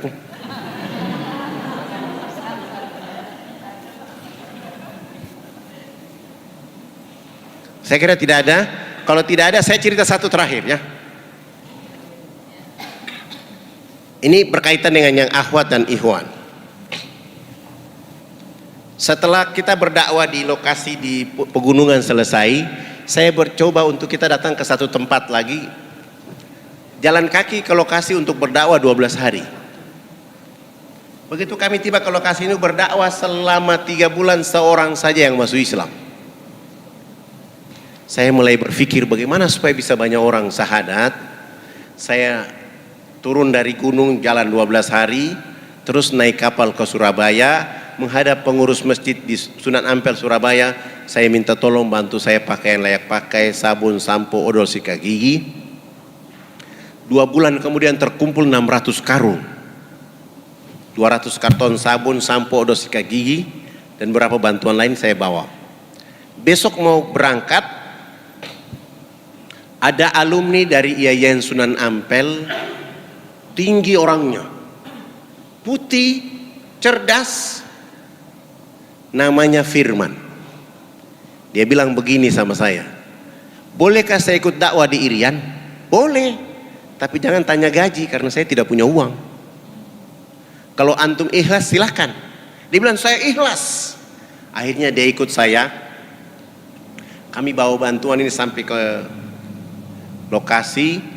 5 hari kemudian sampai, kami turunkan seluruh barang. 2 hari kemudian kami mulai jalan kaki. Begitu jalan kaki hari pertama, Firman dia mulai tanya, Fadlan, kira-kira kapan kita sampai ke lokasi? Saya tidak jawab, saya diam.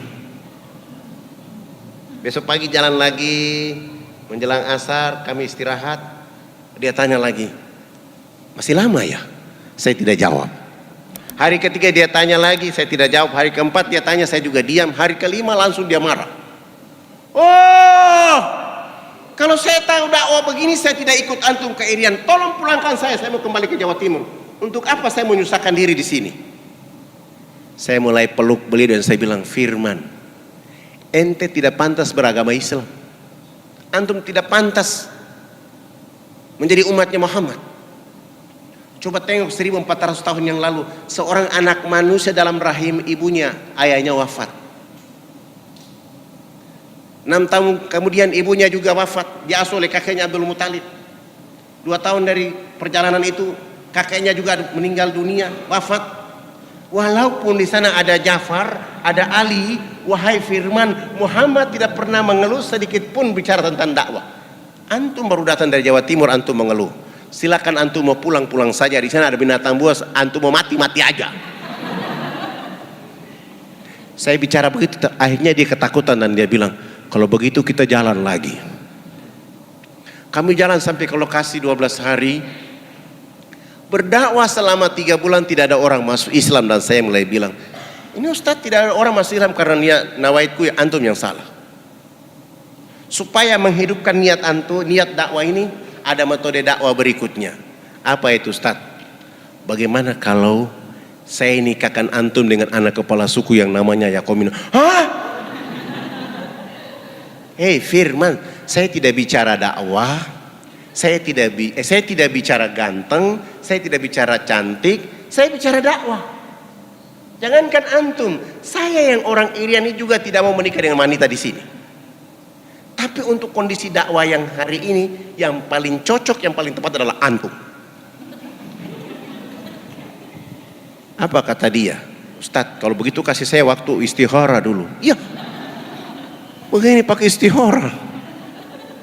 Lalu dia istihara 7 malam berturut-turut. Pagi-pagi saya lagi sholat duha, dia menghadap saya dan saya lihat wajahnya antara sedih dan gembira. Bagaimana lagi Ustadz wajah antum seperti masih pagi, sudah sedih-sedih begini? Ya Ustadz, saya sudah istihara berturut-turut 7 malam ini, jawabannya cahaya putih. Langsung saya bilang, Alhamdulillahirabbil alamin. Berarti antum wajib menikah anak kepala suku. Bagaimana cara nikahnya Ustadz? Saya juga tahu caranya. Tidak mungkin kita nikahkan antum di sini. Saya lapor di kepala suku, ini perempuan kami tutup auratnya, kami bawa dia jalan kaki ke kota, tunggu kapal dari Jayapura, kami bawa dia naik kapal laut menuju Jawa Timur.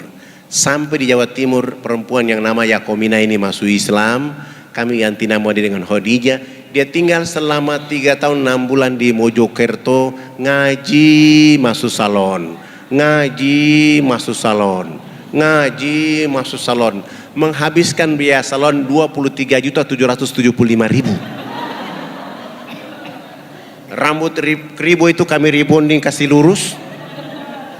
Yang tadi ada lemak-lemak itu kami lulur menjadi hitam manis.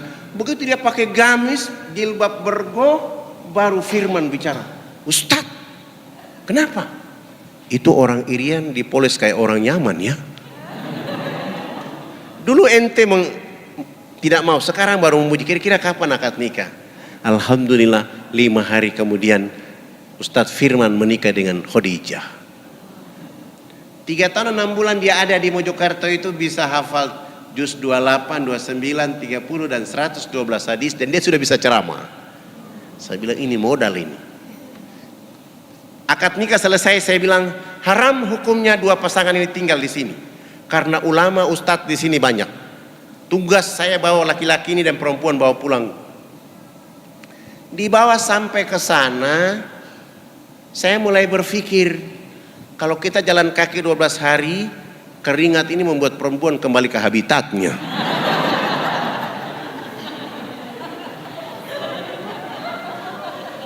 Akhirnya saya bilang kita bersabar dulu dengan cara menjaga sholat kami selama 40 hari dan menjaga hafalan kami selama 40 hari. Subhanallah, teman-teman tentara mau terbang ke lokasi, saya lapor dan kami bisa ikut. Besok mau terbang, sore hari itu saya bilang sama suaminya, yang besok berdakwah bukan saya, bukan antum, tapi istri antum. Supaya dakwah ini hidup, istri antum besok pakai jilbab putih, gamis putih, sepatu, kaos kaki putih. Pagi-pagi saya lihat begini, Khadijah sudah putih-putih. Kami naik pesawat, terbang sampai ke lokasi, tidak ada airport di sana. Kami dilepas pakai jaring, satu persatu turun. Saya bilang sama petugas Hercules, penumpang yang terakhir turun perempuan ini. Ini minyak wangi, begitu dia injak di tangga jaring ini, tolong disiram minyak wangi ini. Begitu dia turun, perjalanan turun ke bawah, angin dari baling-baling itu berputar, anginnya kena di bajunya, melambai. Orang dari bawah kampung berteriak, malaikat datang di kampung. Orang belum pernah lihat perempuan pakaian seperti itu. Begitu dia turun, semua orang dari kampung itu berkumpul semua, lalu dia ceramah. Dia pakai bahasa mereka.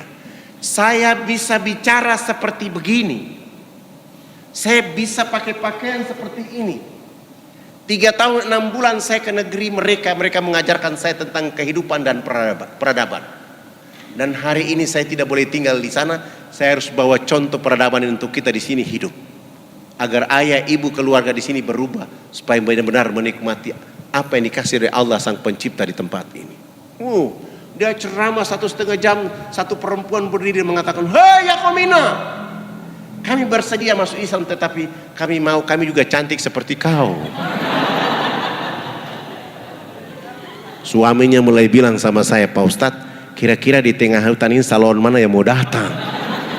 Urusan salon urusan saya, bukan urusan antum. Yang penting mereka sudah ada niat. Kami tinggal kira-kira 1 minggu kemudian, saya mulai turun dengan beberapa teman menunggu kapal dan saya ke Makassar. Kampanye dari masjid ke masjid, dapat uang 35 juta. 15 juta saya mulai pergi belanja beras kencur, alat dulur, rebonding. Saya belanja semua itu. Saya cari salon mana yang bisa kita pakai. Ada kelompok Wardah. Saya bilang 3 bulan 10 juta ya, saya tidak punya uang. Ini dakwah. Akhirnya mereka mau, jangan pakai celana panjang kecuali pakai jilbab. Kami bawa mereka dengan uang sisa itu, kami sampai ke lokasi. Sampai di sana tidak langsung dakwah, kita bikin rumah-rumah kecil. Bilik yang pertama isinya cermin, bilik yang kedua isinya tanah liat, bilik yang ketiga isinya air, sampo, sabun, odol sikat gigi. Bilik keempat pekerja salon, kelima pekerja salon, keenam pekerja salon, ketujuh pekerja salon, kedelapan pekerja salon, ke-9 ruang pas, ke-10 cermin. Karena di pedalaman sana belum pernah ada orang lihat wajahnya dengan cermin, saya mulai suruh antrian panjang ibu-ibu. Begitu ibu yang pertama, dia buka horden bilik yang pertama, dia lihat wajahnya di cermin, ketakutan dan lari keluar. Dia mulai berteriak, "Ada setan!" Hah? Kok pagi-pagi sudah ada setan? "Ibu sini dulu, coba ceritakan ibu lihat apa." Saya buka kain itu, ada orang lihat dari dalam. Itu wajah ibu. Tidak, dia lihat saya. Kalau ibu tidak percaya, sekalian saya buka kain ini, angkat tangan. Ini tangan siapa? Tangan saya. Itu ibu. Oh iya, kita belum pernah lihat wajah seperti begitu. Dipindah ke bilik kedua, tahara dengan tanah liat sebanyak 6 kali, lalu menggunakan sabun, sampo, air. Begitu di bilik ke-9 mereka pakai baju gamis, rambut yang tadi jabri kayak pohon beringin itu ditutup dengan jilbab, lalu dia di cermin ke-10. Alhamdulillah 662 perempuan ditambah 125 kepala keluarga syahadat. Hari ini semen 1 sak di kampung mereka 1.800.000. Masjid sudah terbangun 23 buah di sana. Saya kira itu yang bisa disampaikan pada sore hari ini. Semoga ini menjadi ibro agar kita bisa mampu menjaga dakwah di tempat kita masing-masing dalam rangka menyelamatkan bangsa dan negara yang kita cintai. Mohon maaf lahir batin. Subhanallah bihamdika asyhadu an la ilaha illa anta astaghfiruka wa atubu ilaik. Wassalamualaikum warahmatullahi wabarakatuh.